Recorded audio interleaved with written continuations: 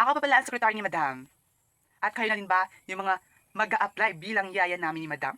Opo, ma'am. Kung sa ganon, mag-prepare na kayo dahil nandiyan na si Madam. Secretary, na-disinfect mo na ba yan sila? At saka Secretary, please, paki-alcohol yung aking chair. Let's go, simulan na natin. Simulan na natin. Hey! Hello po, Madam. Can I sit? Ay, hindi. Humiga ka. Sorry po, Madam. Okay, tell me about yourself. Ako po si Maris, 25 years old. Mayroon na po ako 2 anak at isang asawa. Bakit ka nag-apply bilang yaya? Ano pala madam yung trabaho ng yaya? Di ba para maglinis, magbantay ng anak? Ay, hindi pala madam. Iba yung madam yung yaya sa nagbabantay ng anak. Simple yun madam ang trabaho ng yaya. Ay kung sakali naman natanggap ka, paano naman yung mga anak mo at lalo't higit yung asawa mo? Hi madam, kung ganun yung pag-uusapan natin, walang problema yan madam. Siyempre madam, yung asawa ko, pahanapin ko ulit ng babae para mag-asawa siya ulit.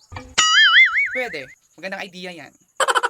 Okay, next. Hello po madam. Ako po si Latina, 25 years old din po madam.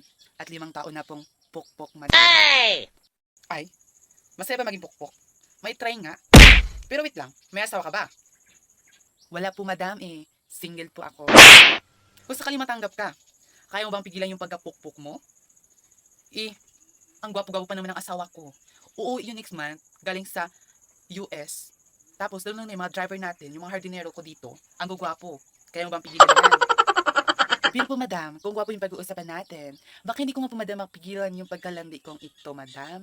Pero madam, depende lang yan sa'yo kung ipapahiram mo yung asawa. Hey! Kung papatulan ka nun, loyal siya sa akin no? Ay, wag na pala madam. Okay, next. Yaya, pakipipayan ako ang init.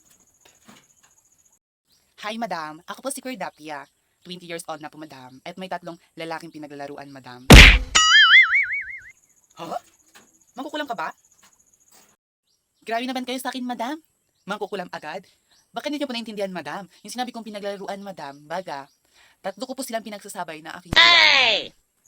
Ganda ka, girl. Madam, maganda ako. Pak na pak. Pak na pak. Okay, sa masusing pagsusuri, ang natanggap bilang yaya ay si Yaya 3 na nangangalang si Cordapia. Wow, Aling Cordapia, congrats! Okay, bukas na bukas magsimulan na.